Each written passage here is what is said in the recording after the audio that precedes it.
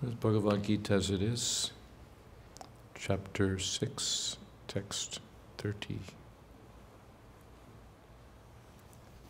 Yo mam pashyati sarvatra sarvam cha mai pashyati tasyaham na pranashyami na sa cha me na pranashyati yo mam pashyati sarvatra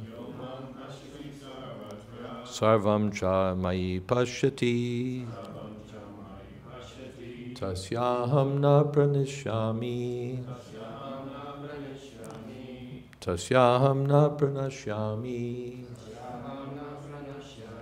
sacha me na pranashyati yo mam pashyati sarvatra sarvam cha mai pashyati tasyaham na pranashyami sacha me na pranashyati yaha whoever mam me pashyati sees sarvatra everywhere sarvam everything cha and mai in me pashyati sees tasya for him aham I na not pranashyami am lost saha he cha also me to me na nor pranashyati is lost. For one who sees me everywhere and sees everything in me, I am never lost, nor is he ever lost to me. Purport. A person in Krishna consciousness certainly sees Lord Krishna everywhere, and he sees everything in Krishna. Such a person may appear to see all separate manifestations of the material nature, but in each and every instance he is conscious of Krishna, knowing that everything is a manifestation of Krishna's energy. Nothing can exist without Krishna, and Krishna is the Lord of everything. This is the basic principle of Krishna consciousness. Krishna consciousness is the development of love of Krishna, a position transcendental even to material liberation. At this stage of Krishna consciousness, beyond self-realization, the devotee becomes one with Krishna in the sense that Krishna becomes everything for the devotee, and the devotee becomes full in loving Krishna. An intimate relationship between the Lord and the devotee then exists. In that stage, the living entity can never be annihilated, nor is the personality of Godhead ever out of the sight of the devotee. To merge in Krishna is spiritual annihilation. A devotee takes no such risk. It is stated in the Brahma Samhita, Premanjanach churita bhakti vilochanena santa sadaiva hridayeshu vilokayanti yam shama sundaram achincha guna surupam govindamadi purusham tamahang bhajami. I worship the primeval Lord Govinda, who is always seen by the devotee, whose eyes are anointed with the pulp of love. He is seen in his eternal form of Sham Sundar, situated within the heart of the devotee. At this stage, Lord Krishna never disappears from the sight of the devotee, nor does the devotee ever lose sight of the Lord.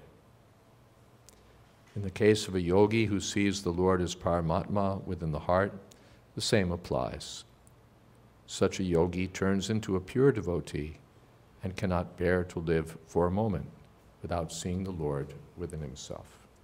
Om Jnana Timidantasya Gananjana Shalakaya Chakshun Militam Jena Tasmai Sri Gurave Namaha Sri Chaitanya Manobhistam Stapitam Jena Bhutale Swayam Rupa Kadamahyam Tadhati Shapadantikam Vandeham Sri Guru Sri Jatapada Kamalang Shri Gurun Vaishnavamscha Shri Rupam Shagrashatam Shahagana Raganatan Vitam Stam Sajivam Shadvaitam Shavadhutam Pradijana Sahitam Krishna Chaitanya Devam Sri Radha Krishna Padan Shahagana Lalita Sri Vishakan Vitamscha He Krishna Karuna Sindho Dina Bandho Jagatpate Gopesha Gopika Kanta Radha Kanta Namostute Tapta Kamshana Gaurangi Radhe Vrindavaneshwari Prishabhanu Sute Devi Pranamami Hori Priye Vansha Kolpatarubhyascha Kripa Sindhobhya eva cha Patitanam Pavanebhyo Vaishnavebhyo Namo Namaha Shri Krishna Chaitanya Prabhu Nityananda Shri Advaita Gadadhar Shri Vasadi Gaur Bhaktavrinda Hare Krishna Krishna Krishna Hare Hare Hare Rama Rama Rama Hare Hare Yomam Pashati Sarvatra Sarvam Cha Mai Pashati Tasyaham Na Pranashyami Satchame Na Pranashyati. This is real oneness. Oneness is not absolute merging so that our identity ceases to exist. It's an intimacy between the Lord and the devotee established by love. When there's love, then the devotee is always thinking of Krishna in everything. The Bhumirapo nalo vayu kamano buddhireva cha ahankaratiyam me binna praktirastata. He sees that everything in this world is a manifestation of Krishna's energies. And Shakti Matayor Nabheda. There's no difference between the Lord and his energy. The Prabhupada used to give sometimes the example of a painting. Just as we have a painting here, so the painting is the separated energy of the artist. Just like we might say of a painting, this is a Rembrandt, or this is a Van Gogh, this is a Picasso. So how is it a Rembrandt? Rembrandt is a particular person, and he's in a tomb somewhere in Europe.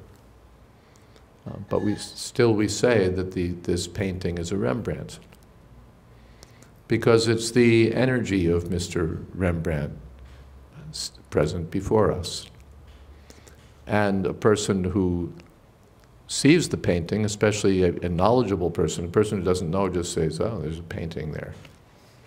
But a person who's familiar with art and artists looks at the painting and sees Rembrandt. He said only Rembrandt's genius could produce this painting, and so on. We can see his technique evident in the shadows and so So he sees Rembrandt in the painting. So the devotee also sees that everything in this cosmic manifestation is a product of Krishna's energy. It's a product of Krishna's energy. So Krishna's intelligence is there, Krishna's power is there, Krishna's everything is there. So he sees Krishna. The materialist just sees stones and rocks. Or Prabhupada gives an example actually about stones and rocks. Someone looks out over a stretch of desert and he just sees sand and some dunes somewhere. But a geologist looks out over the same desert and sees oil. He sees certain indications that there could be oil here. Because he has that vision. He has that vision. Where the untrained eye doesn't see anything but sand, he sees oil. So the trained eye of the devotee sees Krishna behind everything. He sees the body as Krishna's material energy. He sees the soul as being Krishna's spiritual energy. The untrained eye, vimudha nanupashyanti, can't see anything. All he sees is matter. He can't even understand the existence of the soul, although the soul is evident by the evidence of consciousness. He thinks, no, consciousness is just another product of matter. But the Krishna conscious person sees matter, sees spirit, and behind them, although not visible, the controller of both. Not visible doesn't mean not here. Your intelligence may not be visible. We can't cut it up on a microscope slide. But that doesn't mean that you have no intelligence. It's visible by the way it works, by the effects it has. So Krishna may not be visible before us, but when there's Krishna consciousness, then he becomes visible. The devotee sees, here's Krishna in everything. He's present in the light of the sun, he's present in the light of the moon, he's present in the taste of water, he's the intelligence of the intelligent, he's the power of everyone who's powerful. Vasudeva Sarvamiti, he sees that Krishna is everything, and everything is Krishna's.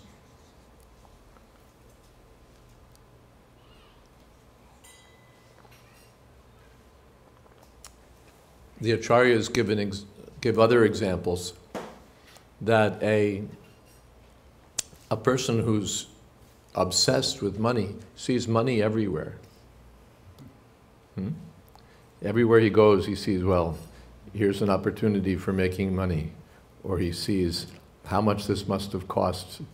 He meets a man and knows how much the man's shoes probably cost. Wherever he goes, he sees money, money. Everything's in terms of money. And a lusty man, wherever he looks, he sees sex. We won't go into the details there, but wherever he... I'll give you one detail. I was here, since it's Boston, I was in Logan Airport one morning for an early morning flight. And not too many people were in the airport at that time. And I was a little unsure which direction I was going in. So I stopped to talk to some guy who worked there at the airport.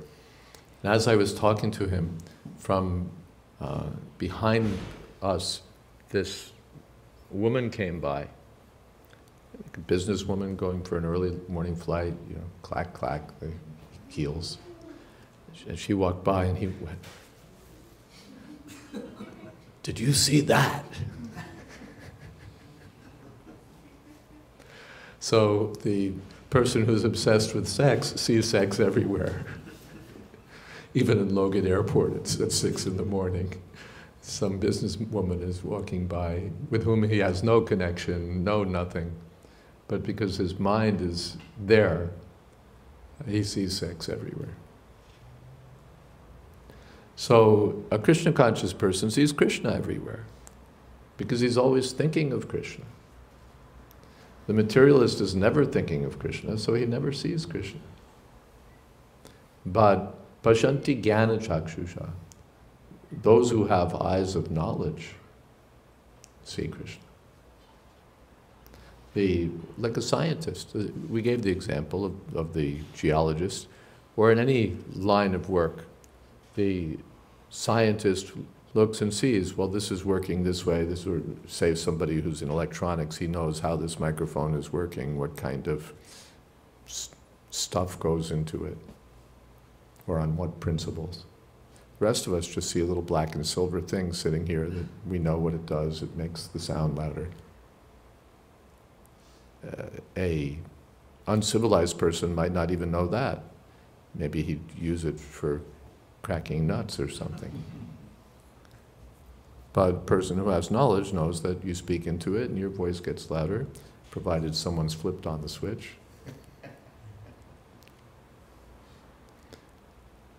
And a person in electronics knows still more, because he has eyes of knowledge. So the person who has eyes of knowledge, combined with love,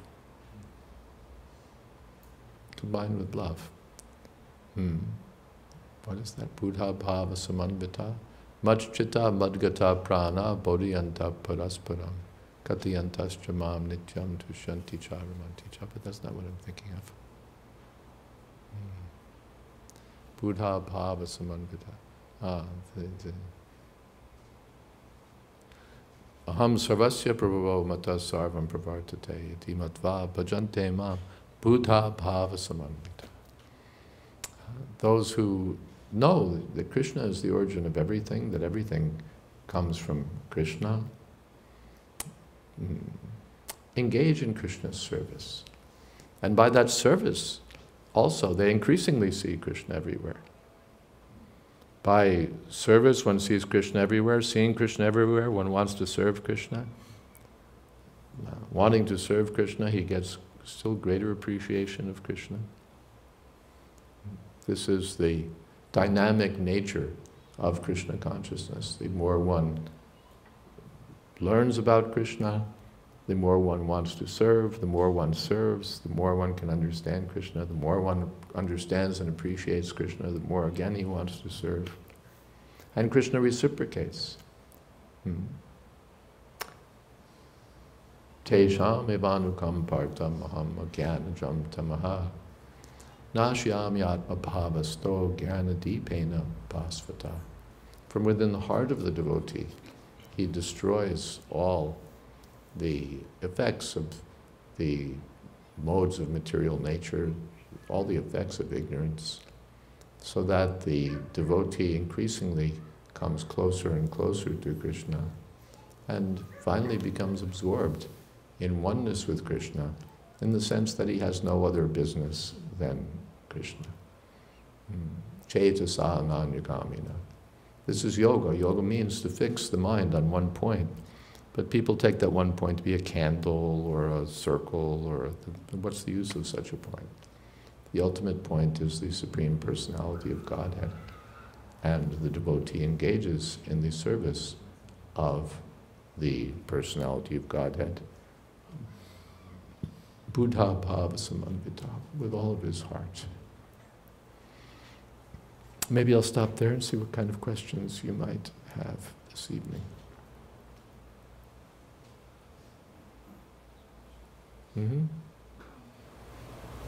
How does, thank you for coming, Raj, it's so good to see you.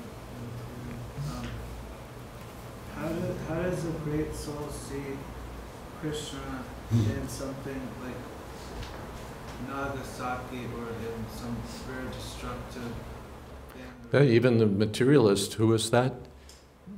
Oppenheimer? Oppenheimer, was it? He wasn't a devotee of Krishna, but he'd read Bhagavad Gita, he was involved in the development of the atomic bomb, and when the bomb was detonated, then he remembered that, what is that? If 1,000 suns were to rise up in the sky all at once, they might resemble the effulgence of that universal form. He could only, it was so cataclysmic, so great, so powerful, that he could only think of something on the level of Krishna, as Krishna was described by Sanjaya in the Bhagavad Gita. But Krishna's not only sweet, when you taste candy you think of Krishna, when you see the sun you think of Krishna, and Krishna says, I'm death. I'm all-devouring death. And Krishna is everything. Sadasach cha hamarjana. Amritam chaiva mrityus cha sadasach cha hamarjana. I'm...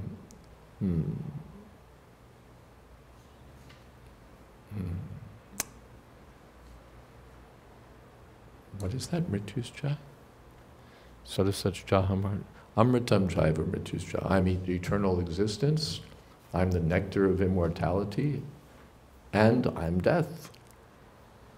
Sadasach cha hamarjana. I'm good and I'm bad. I'm everything. Not that Krishna is one-sided. Krishna is all-sided. So death, destruction, that's also Krishna.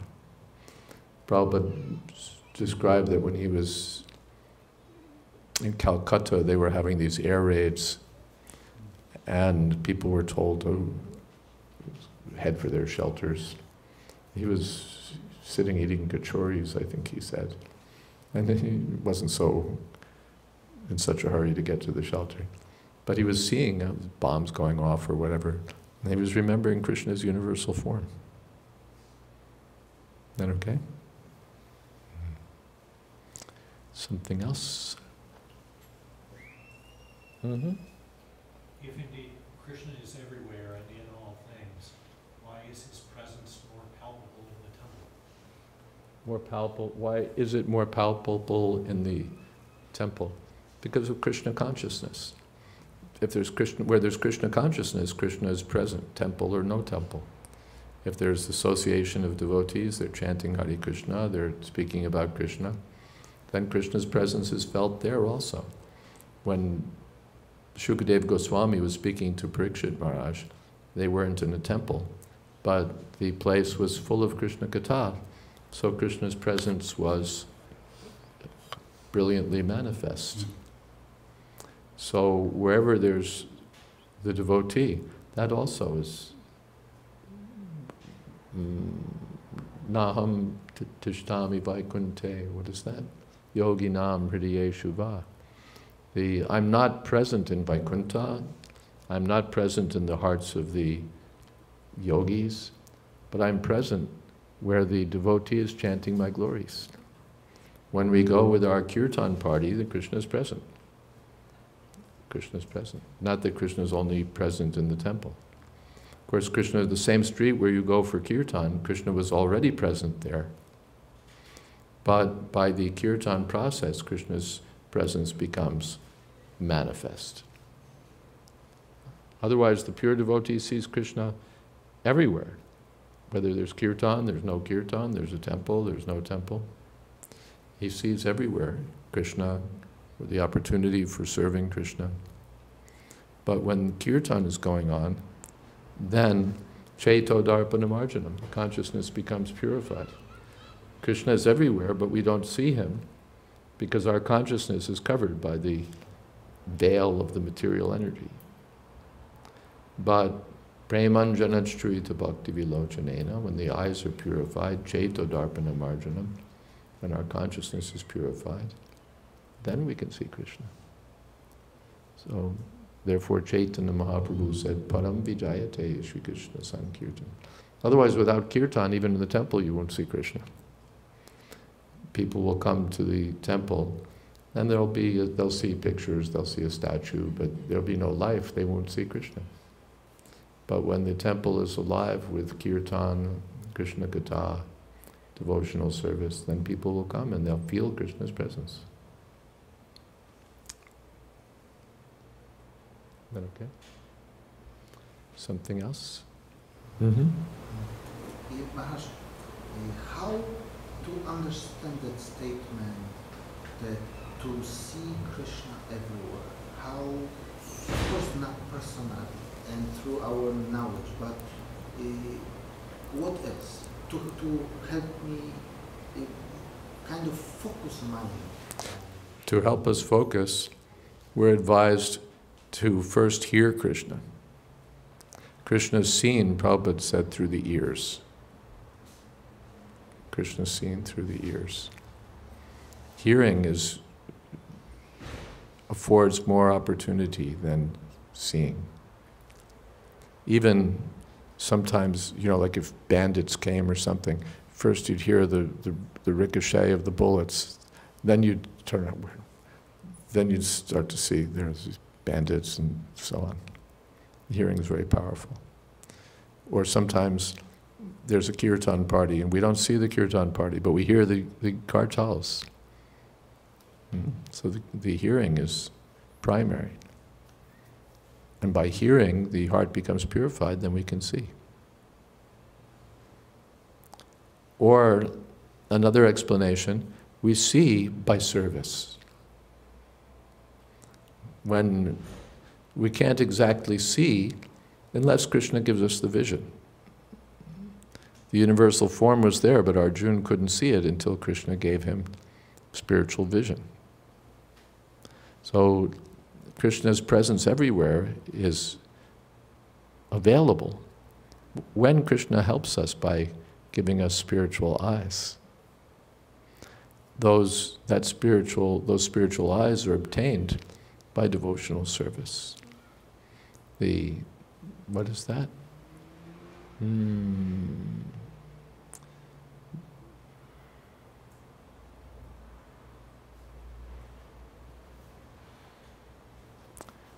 Disappearing all of a sudden.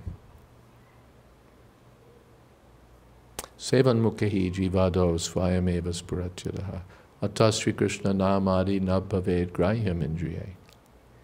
The Krishna's presence is not actually accessible to the gross material senses. Hiranyakashipu is looking at the pillar. Is your God in the pillar? And he thinks God's not everywhere. There's pillars here, everything, material things are here. Where's your God? And Prahlad is saying, yes, he's there, he's seeing. The same materialist, he'll look everywhere and he sees there's no God. He can't see Krishna anywhere. He's so prosaic, so dull, that even when Krishna manifests the most marvelous things, they think, no, it's just nature working on its own. Asatyama pratishtamte jagadavaranisham. But the devotee can immediately see Krishna's presence in everything.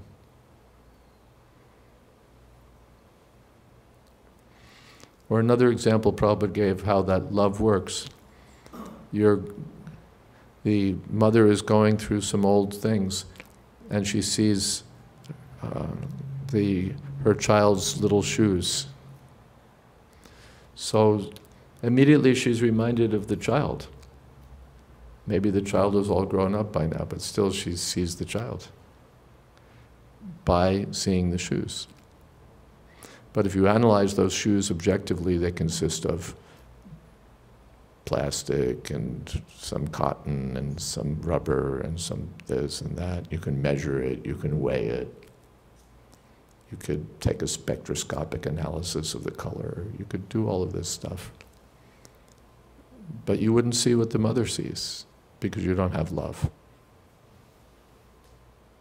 But by reference to the context, immediately the mother sees the child by the shoes because there's love. One more quick. Working full time leaves me not enough time for example, to read Srila Prabhupada's book.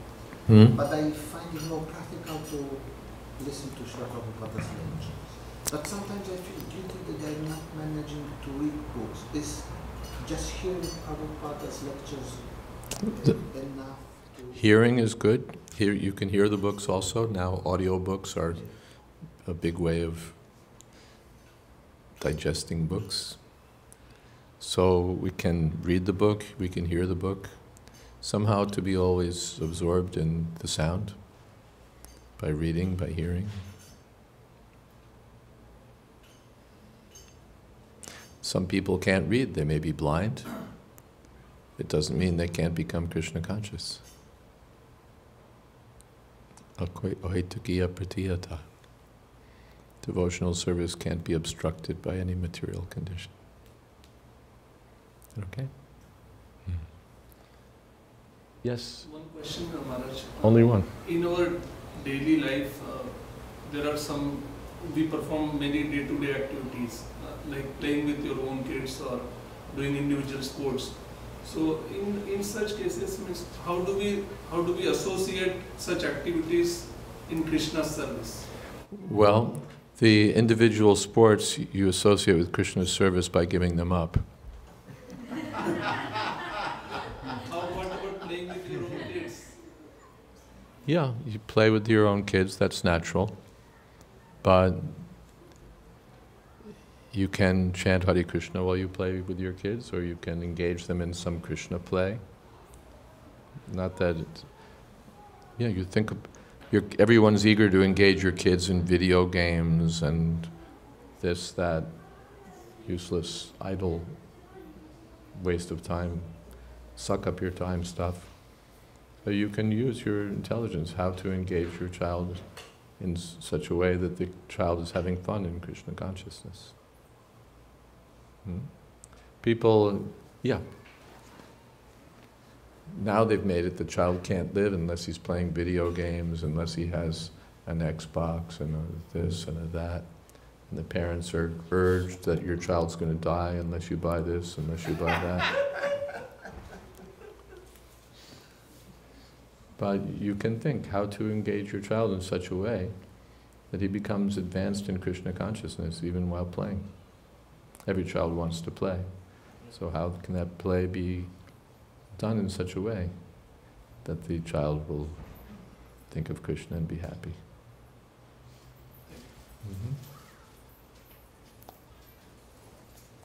While I'm at it, my current project is a book publishing project. I've written a book called Vanity Karma, which is a commentary on the biblical book of Ecclesiastes. That is scheduled for publication in April, May, and we have the propaganda so you can read about it. And if you'd like to be on the mailing list to be notified about news of the book and when it comes out and so on, then see me and I will put you on the mailing list. Yes, you had a question. I was going to ask, how much should a devotee be involved with current events? Oh, 100%. Starting from 4:30 in the morning when the big event is Mangal Arti. And then there's japa and greeting the deities and all sorts of current events like that. Then there's Rath Yatra, Balaram's appearance day, Janmashtami, Radhastami, Prabhupada's appearance day. So you should be always current with these events.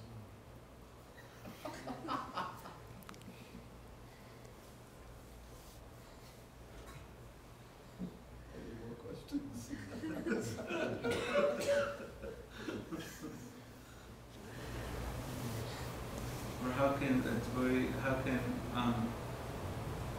how can one see Krishna in the news of today that we see? Or you can read the 16th chapter of the Bhagavad Gita, the divine and demonic nature. Then you'll see Krishna in all the news, mostly news of the demons. this rascal, that rascal. But we don't really need that news. It's not new. This rascal became president, that rascal became president. They were fighting this war, they're fighting that war. If you went on a trip for 6 months or so and came back and picked up the newspaper again, you'd see that you hadn't missed a beat. The same thing is still going on. This murder, this fight in Congress over getting legislation passed. It's nothing new. Punah punashcharvita charvananam, chewing the chewed again and again. So,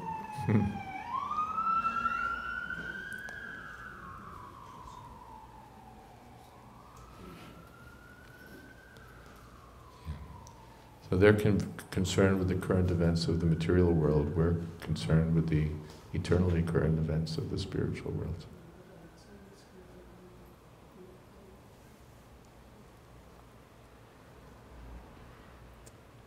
Anything else?